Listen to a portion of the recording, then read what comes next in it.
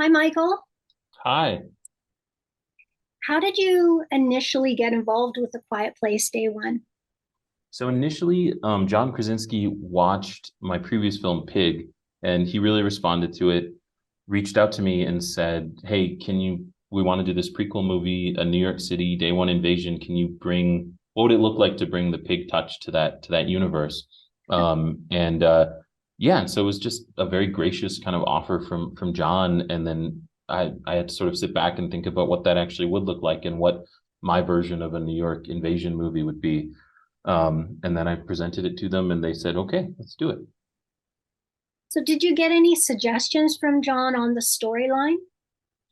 Yeah, I mean, early on, they gave me a ton of freedom. It was really, they knew they wanted to do. There's a scene in the second Quiet Place where they kind of allude to what happened in New York City on the first day. So they knew they wanted to do that New York Day One thing, to go from sort of the farmland to the big city and everything that entails. But they gave me a lot of freedom as far as like, okay, what character do you want to follow? What is the actual story of that character? So, kind of my into it was this idea of let's follow a dying hospice patient who wants to get pizza one last time before the world ends.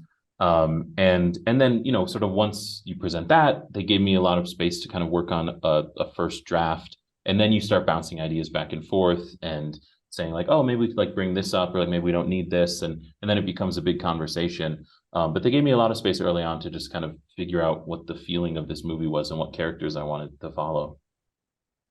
How did you come up with the idea of including a cat in the story? Yeah, I mean, there were a few reasons I did that. One was Sam has kind of she grew up in New York and she kind of has left the city behind to go to her hospice center.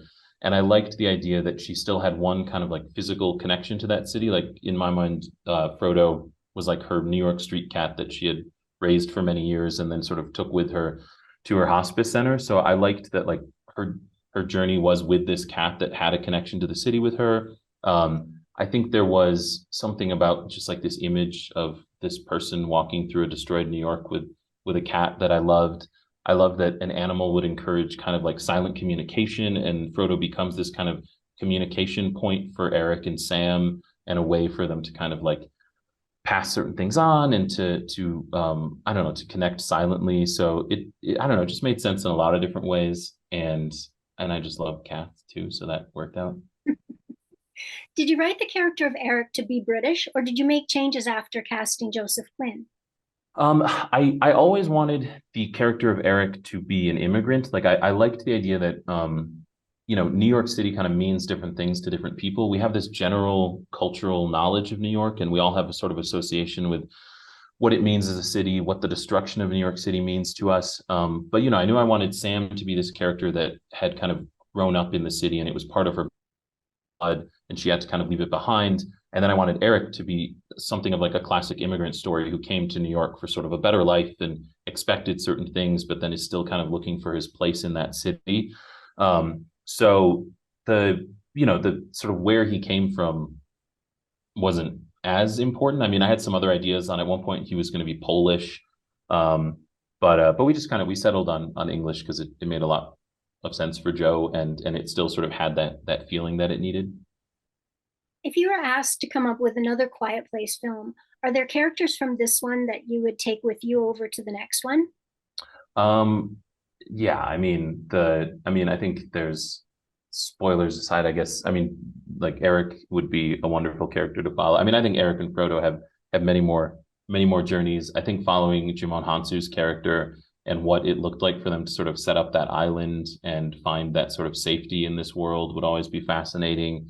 I mean, I think all these characters have kind of their own little pockets, and you'd be curious to see like how they sort of interconnect.